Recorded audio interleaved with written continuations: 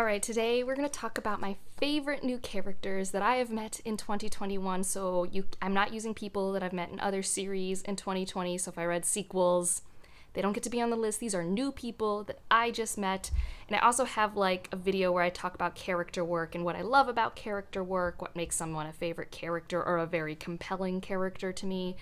And so this list is, if you want to just know how that comes to be, there's that video, although there is always some nebulous quantity of, I just like this character, and that's why they're here. So let's get into it. These are not in a particular order. I could not and would not rank these people. I couldn't do it. I'm not going to do it. But in no particular order, I do have 10 characters. Probably could have been a way longer list. There are some characters that are all in the same book, but when an author is good at characters, I love a lot of their characters. That's just the thing that happens. So let's get into it. Let's start with The Mask of Mirrors. There were so many people I could have chosen, but I actually just stuck with one for this book, and that is Vargo. I love Vargo. First of all, he's a shameless flirt. I love a good shameless flirt. Captain Jack Harkness from Doctor Who is a shameless flirt character. Vargo is a shameless flirt character. Now, Vargo, maybe not as altruistic as some people like to have their characters. He's definitely not a traditional good guy, but I also wouldn't say he's a villain per se. I don't know. He's a person who sees a system that is not wanting to include him, and he wants to play the game. And so he goes about with his own agenda to try and play the game. I have mad respect for that. I'm also perpetually in the eat the rich mode of my life, and that's kind of Vargo's mantra too. He wants to become the rich, and he doesn't care what rich people suffer in the process. I value Vargo. I am most compelled by his journey in the following books of this series because he is complex, and also every time he's on page, I'm learning mysteries because there's stuff I don't know about him, and he's really smart. He's a very smart character who kind of hides his smartness in flirting and everything like that, but also I don't know, man, his interactions with people are just so good. He's just got a very high charisma, and I really like him, and he's smart. So Vargo had to be on this list. I don't know what to do. I want Vargo to be the main character. I do like Ren, who is the main character of that series, but I really like Vargo. He's just, I never know where he's going.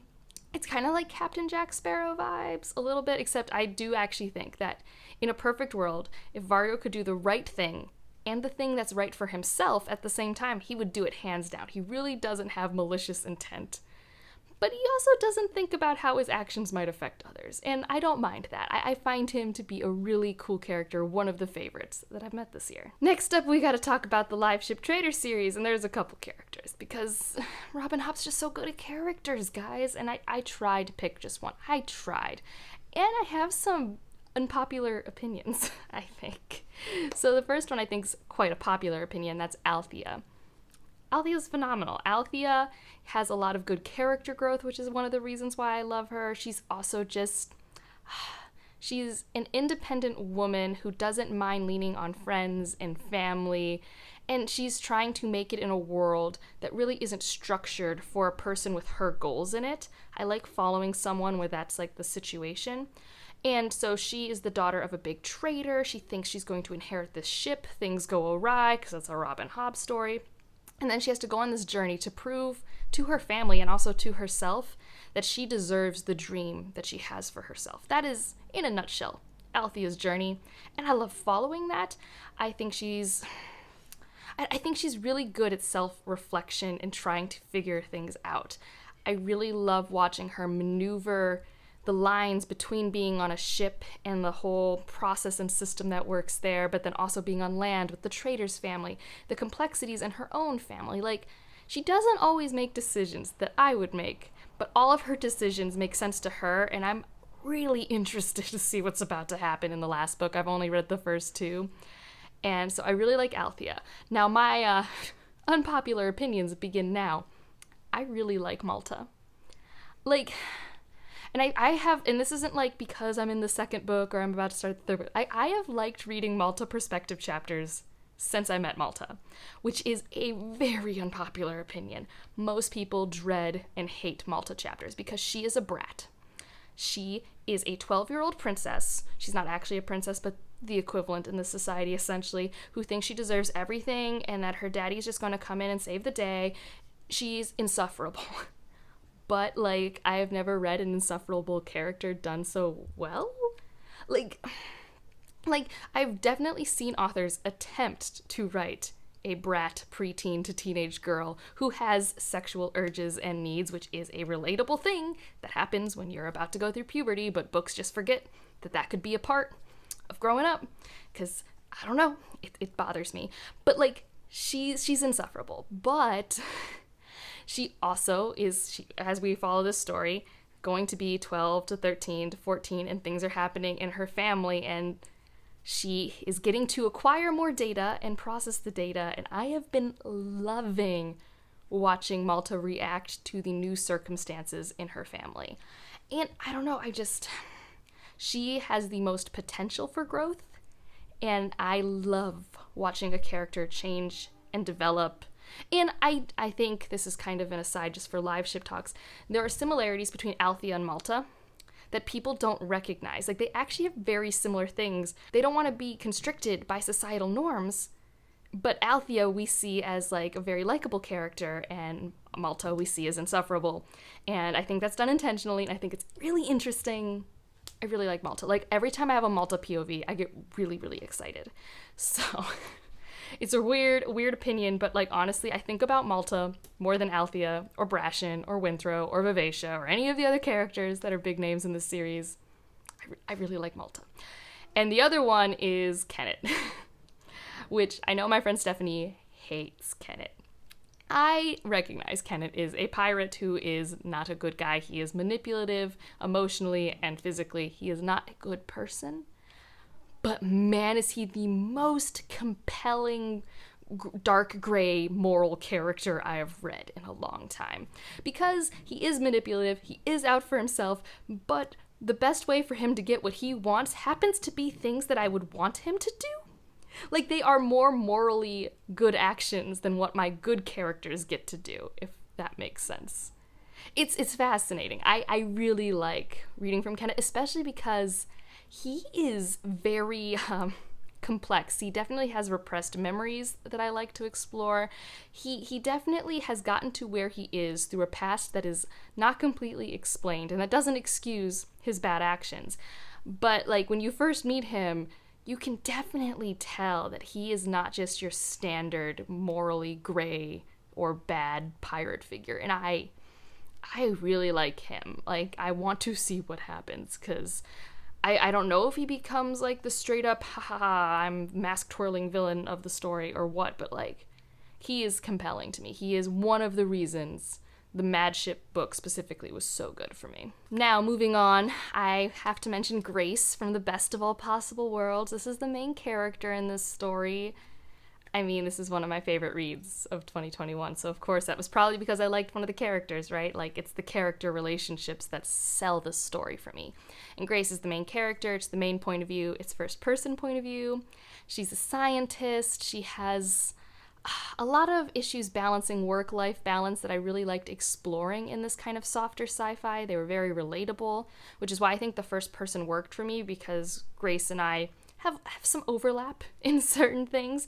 I also thought that this was a case where sassy inner monologue worked for me, and it helped me get to know Grace, and I just think she's awesome. I'm very excited to reread this story and, like, be with Grace again, because I don't know, I really connected with her, and that's one of the reasons I couldn't put the book down, and I was so invested in, like, the minutia of her life, of traveling around this planet. Like, yes, it was cool to see the planet. Yes, I loved the interactions with the team, but it wouldn't have been fun if I didn't like Grace. Next up, we got Kara from The Space Between Worlds. This was a surprising thing, because when I first started reading it, you read from this character, and I'm going to have to be very vague without, like, spoiling anything in the story, but you meet her, and I kind of expected one thing, and it kind of was falling into certain traditional tropes for the basis of the story. We have this person who has to work in a job to make money in a system that doesn't appreciate her. Like, I've met that character in a sci-fi dystopian book many times, right? But for reasons in the plot, but also just as the story progresses, the growth of her character and like the things she has to handle and process, I found myself suddenly going from this is a plot-driven narrative to this is a character-driven narrative, and that's because of her, because this is, again, a first-person point of view story. And I just found myself growing really attached to her and her arc specifically. Like, the plot arc existed, and I cared about it to a degree, but what I cared about most was Kara. I wanted to know how she came out of this. How did she make a decision that worked with her moral compass and herself? And it's very complex for reasons I can't talk about. But I enjoyed that because it kind of goes into the messiness of self and the messiness of family and society and your positions there and love. Like how love isn't going to always be that nice, simple thing, you know? It's messy and it can mess with your sense of identity and worth and respect. So I really liked Kara and like getting to explore those thoughts with her. It was something that snuck up on me. It was definitely like a slow burn favorite character thing. Because at first I was just like, oh, you're great. You're a good vehicle for this story. I like that you're here. And by the end, I'm just like, man, I liked following you. Now, this one was truly phenomenal. This is Anne from Anne in Green Gables. Oh my goodness, is Anne like the best? I'm so glad that this character has existed in media for so long. Maybe like, 110 years? So long. She reminded me what I remember thinking when I was like 10 to 12. Like, I remember going into my backyard and naming trees and like playing with sticks and just like enjoying a good day outside, and how like the simplest things would bring me joy. That's Anne. Anne is like the definition of the little things are everything. And I loved being reminded of that. I just loved how positive she was. I loved the melodrama of her, how things had to be romantic. I really liked her. I loved how driven she was and how allowed to be driven she was on page. She was allowed to be good at school. She was allowed to pursue college. She was able to do those things. She was allowed to be competitive against a male peer. And these were never seen as negative things on the page, and I relate to a lot of those things. I mean, I didn't have a Gilbert growing up, but I did have one of my close friends who was a guy, and we definitely competed in school. We were friends. We weren't, like, we didn't have this whole, like, grudge match, although I do joke that I hold a grudge against him for, like, making me share something in preschool, but, like, it wasn't like what Anne did with Gilbert. And this was a case where I'm like, oh my gosh, this is me, but, like, in Canada in the 19th century or something like that. Well, not 19th, 20th. 1900s, but 20th century. I don't like that those don't line up, by the way. I don't know if anyone else is like me that way, but I don't like it. All right, our next one is Terrain from The Unbroken. Gosh, I really like her. I think this is the one I chose for the mid-year freakout tag. And I think it might still be true. I don't know. It's hard. I hate ranking things. I hate picking things because I like people for so many different reasons. And Terrain I really liked because, again, she has this really big internal conflict, but she also has like this code, this one code that for sure governs everything she does. But I get to see her basically evolve her thinking as the situations escalate in this occupied nation that is where she's from, but she was conscripted from a very young age to work for the Empire. So when we meet her, she's coming to help keep the rebels suppressed, allow the Empire to do their thing. Her main goal is to show the Empire that her people, the people who are, taken as kids at 5 and are raised in the Empire, are just as good as citizens. Like, that's her goal. And you get to follow her as things change, because of course it's going to be messy. If it's not messy, would it be a fun story? But also, of course, this situation will be messy. And so we see how things change for her, what triggers her, what are the things that put her over the line. And I loved her because everything she did, no matter how frustrating, I was like, fine, I get it, Terrain. Like, I get it, but, like, did you have to? But I love that. I love when a character is so true to their core ideals, regardless of everything else that's messy. Like, there were other things that were always in flux, but there was this core ideal that she never let go of, and I had mad respect. I really respected her for that. So Terrain is just awesome. I also really liked Luca in that story. She's not on the list, mainly because I can't really get behind some of the decisions Luca makes. Like, they both make frustrating decisions, but like, ooh, Luca. I'm excited to see what happens in the future for that character. This next one is, again, one where I have to pull a couple from a story, and this is in the Jasmine Throne. I've got Priya and Melanie, and I guess if I had to pick one, it would be Priya, but they're both so fantastic in their own ways, so they both get to be on the list. Okay, Priya. Priya is like my favorite type of like chosen one character. I don't know if she's actually a chosen one, but like she's the main point of view in this fantasy story. So she gets a lot of focus and she gets to be a part of a lot of the things. She doesn't remember her past. I love that. That's one of my favorite things. She's definitely someone not in a position of power, but somehow ends up at the right place at the right time to suddenly be engaged, like interact with someone in power. I really liked that. Her past is obviously tied to lore in the world, so through this character I get to see that. So these are all like tropey things. But Priya herself, okay. Priya herself, it's a lot like Terrain, where she has this core value. And everything else can be in flux around her, but there's this core value that she will not let go of. She is a caregiver. She cares about the little guy to a fault, almost. And that doesn't change. And there are bigger things afoot. And she's in the middle of these big events, and she has so much power sometimes about these big events. And she gets to be like, well, I mean, honestly, you keep asking me what I want, and like, I want simple things. Like, she feels like she's into over her head, and it feels more realistic than sometimes when you have this character who suddenly is like, fine, I will take the responsibility and I will make it work, and suddenly I know exactly what to do. Because realistically, these weren't things Priya's been thinking about. And she's so smart. Like, the way Priya tries to balance her instincts with her wants and desires, she's a very, very realistic, strong character who isn't scared to be weak or submissive, but also tries to protect herself and those she loves. She's fantastic. I love Priya. Now, Melanie, she's ruthless. Whew. And it's interesting because when you see this character, the premise of the book is she is being imprisoned by her brother because she will not sacrifice herself for their religion. She is not in a position of power when we meet her. She's not in a position of power politically or physically. She is very weak, like physically, when we meet her. But there is not a moment that you do not know how strong this woman is. She is ruthless, again, also has core values and core needs, and like other things might get in the way, but like she has a path.